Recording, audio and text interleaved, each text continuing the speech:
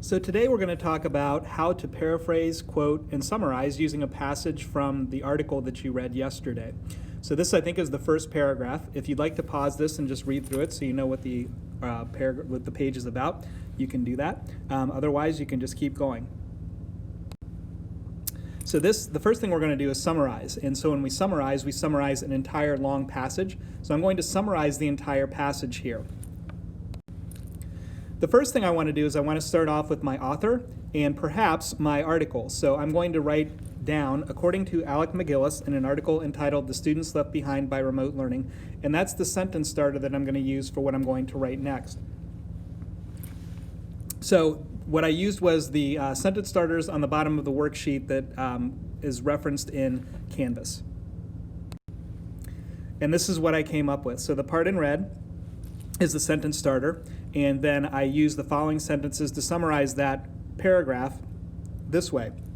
The lack of technology in the house was a huge problem for Shamar during remote learning. And you'll notice what I did was I took a very long paragraph and summarized down to just one sentence what that whole paragraph was about. The next thing that we're going to do is we're going to quote and we're going to paraphrase. I think it's easiest to start with the quote, and then you can use that quote to create your paraphrase. So for this, I'm going to take this sentence, the second sentence in the paragraph, and work with that. So when you look for the sentence that you're going to quote and paraphrase, make sure it is something that you can paraphrase really well and put into your own words, and that's the reason that I chose this one. Is it gave me something to go on. It seems like something I would actually use in what I'm going to write if I was going to write about this. So that's why I chose this one.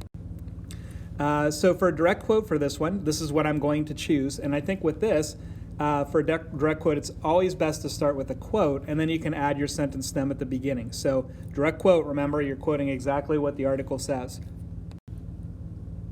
And so for this one, I chose to use a different sentence starter.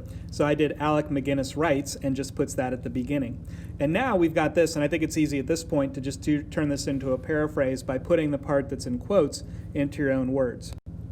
And you'll notice for this, I changed up my sentence starter. I added the title and used a different method. And I have then taken what was put on the previous page and put it into my own words.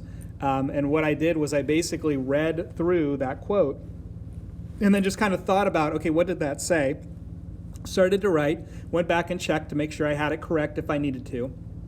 But, I put it into my own words. So that's how we'll do a paraphrase. So if you look at the instructions, the next thing that you're going to do is you're going to do exactly what I did. You're going to choose a paragraph, you're going to summarize it, you're going to quote it, and you're going to paraphrase it.